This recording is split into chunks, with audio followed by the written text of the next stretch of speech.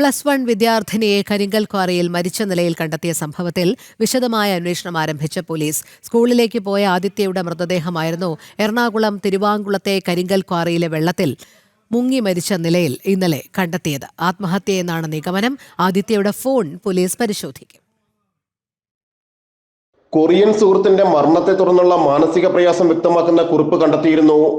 മാമല കക്കാട് കിണറ്റിങ്കൽ പറമ്പിൽ വീട്ടിൽ മഹേഷിന്റെയും രമ്യയുടെയും മകൾ 16 വയസ്സുള്ള ആദിത്യയുടെ മൃതദേഹമായിരുന്നു വീടിന് സമീപത്തെ കരിങ്കൽ ക്വാറിയിൽ കണ്ടെത്തിയത്. ഇന്നലെ രാവിലെ 7:45 സ്കൂളിലേക്ക് പോയതായിരുന്നു. 9 മണിയോടെ മൃതദേഹം കണ്ടെത്തി. മുങ്ങി മരിച്ച നിലയിലായിരുന്നു. ആത്മഹത്യയെന്നാണ് പ്രാഥമിക നിഗമനമെങ്കിലും പോലീസ് വിശദമായ അന്വേഷണം നടത്തും. പെൺകുട്ടിയുടെ മൊബൈൽ ഫോണും പരിശോധിക്കും. ഇൻസ്റ്റഗ്രാമിൽ പരിചയപ്പെട്ട കൊറിയൻ സുഹൃത്ത് അപകടത്തിൽ മരിച്ചതിലുള്ള വിഷമം മൂലം ജീവിതം അവസാനിപ്പിക്കുകയാണെന്നാണ് പെൺകുട്ടിയുടെ ബാഗിലെ ബുക്കിലുണ്ടായിരുന്ന കുറിപ്പിലുള്ളത്. ഇങ്ങനെയൊരു സുഹൃത്ത് യഥാർത്ഥത്തിൽ ഉള്ളതാണോ എന്നും പെൺകുട്ടി കബളിപ്പിക്കപ്പെട്ടോ എന്നും അന്വേഷിക്കും. ചോറ്റാനിക്കര പോലീസാണ് അന്വേഷണം നടത്തുന്നത്. ജനം, കൊച്ചി.